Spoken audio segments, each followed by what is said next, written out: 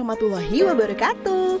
Apa kabar pemirsa? Cendol adalah makanan yang banyak disukai orang-orang. Selain itu, cendol juga memiliki manfaat, salah satunya baik untuk pencernaan. Ini dia, puding cendol gula merah. Cocok untuk dijadikan menu untuk berbuka puasa.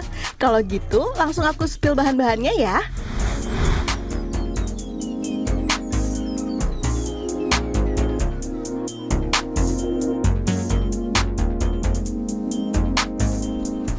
Oke, kita bikin lapisan pertama puding cendolnya dulu ya.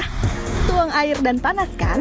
Selanjutnya, tuang gula pasirnya, tuang jelly powder, dan aduk-aduk sampai tercampur rata dan mendidih.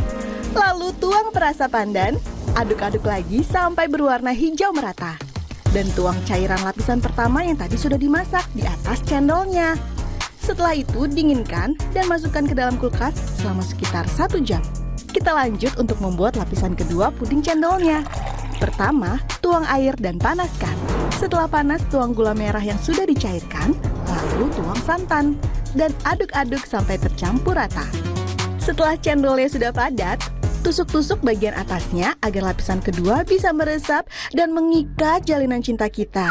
Dan masukkan ke dalam kulkas sekitar 1 jam. Kita bisa tambahkan whipped cream, coklat, dan stroberi. Terakhir, tuang cairan gula merah dan santan yang sebelumnya sudah dimasak ke dalam puding. Puding cendol gula merah sudah jadi. Tingkatkan imun, minum vitamin. Mohon perlindungan yang kuasa. Kepada seluruh kaum muslimin, selamat menunaikan ibadah puasa. Saksikan Cooking is Fun selama bulan Ramadan untuk mendapatkan menu-menu lainnya hanya di Kompas TV.